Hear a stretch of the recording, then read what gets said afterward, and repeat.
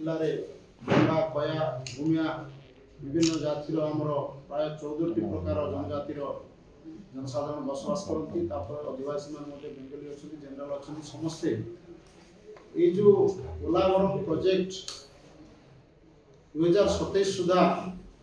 सरीज जो आंध्र माननीय मुख्यमंत्री घोषणा कले या द्वारा आम अंचल मालकानगिरी अंचल जनसाधारण पूरा आतंकित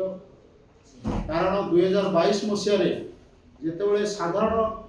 बन्या आसीथिला से समय हजार हजार संख्यार जनसाधारण प्रभावित होते एवं जोटा थिला 36,000 क्यूसेक पानी जितेबाला फ्लड वाटर डिस्चार्ज हम से 36 लक्ष से समय कौन सी ओडिशार इंचे जमी एफेक्ट हम नहीं सरकार किंतु परवर्ती समय 50 लाख क्यूसेक पानी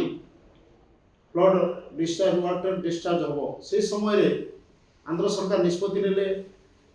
आम लोक मान शंका आसूची जे शह शह गाँ बुड़ब एवं हजार हजार संख्यार जनसाधारण प्रभावित हो तेणु खूब शीघ्र आमर जल संपद मंत्री तथा माननीय मुख्यमंत्री निष्पत्ति नियंतु आमर ओडिशार स्वार्थ दृष्टि मालकानगिरी जिलार जनजाति और अन्य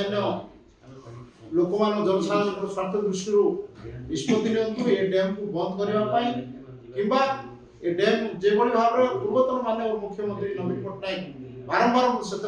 लिगाली और अन्य कार्यक्रम माध्यम सरकार को जनईलु स्लो थिला एबे ट्रिपल इंजिन हला परे जो स्पीड रे काम करूछंती निश्चित भाव में आम अंचल